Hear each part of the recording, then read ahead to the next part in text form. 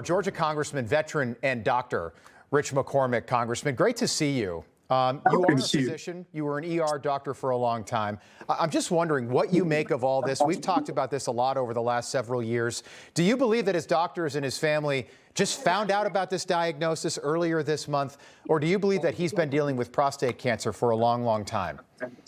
It'd be hard to believe that he didn't have an examination or symptoms that didn't have something that would indicate prostate cancer, especially this kind of cancer, poorly differentiated, something that's metastatic, something that would affect him symptomatically by now. I understand symptoms come later in the disease, but it is way late. He's stage 4.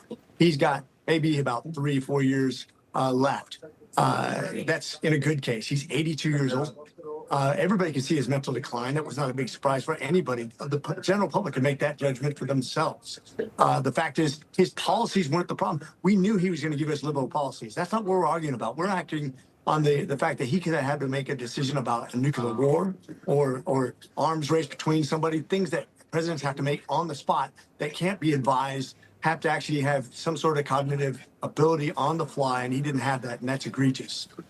Dr. Zeke Emanuel, Rahm Emanuel's brother, a Democrat, an oncologist, he said this morning that Joe Biden may have gotten this diagnosis 10 years ago.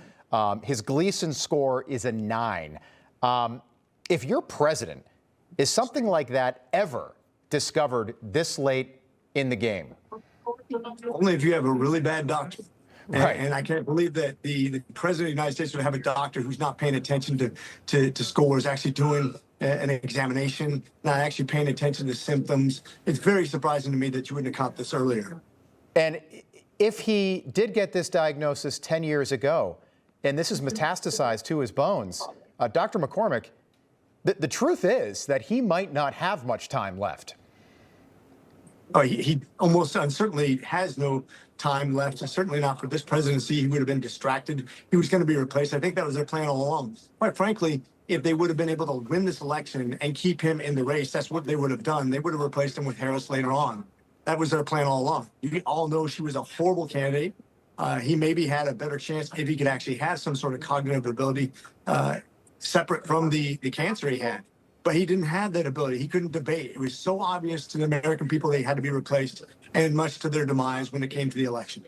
So you think that the plan was to get him elected, get him over the finish line, put him in a wheelchair, release the cancer diagnosis, and then anoint Kamala queen of the world? By deductive reasoning, that's the only thing that really makes sense. Now, I can't say that's for sure, but if you look at what's happening here, what they did to cover up his cognitive decline, what they did to cover up stage 4 cancer, which I don't believe they just found out about, but maybe they did. But that means they had a really bad doctor involved. And I'm sure that's something their family's going to have to deal with. But shame on them for putting him in front of the American people as the best choice. Dr. McCormick, and I just want to ask you this because we've literally talked about this for almost 5 years. Now that the horse is out of the barn, what do you think is the other half of this story? What else is he dealing with? Why cognitively is he so far gone? He's just, not everybody ages the same. You look at President Trump, he's not that far behind, but he is sharp. He remembers everything. I've talked to that guy about every kind of topic on the fly. That guy remembers everything. He's constantly stimulating his brain. Not everybody ages the same way. Joe Biden just didn't age well. I think he has dementia, if not Alzheimer's or Lewy body dementia. He has something going on that's obviously affected him in dramatic ways. Yeah.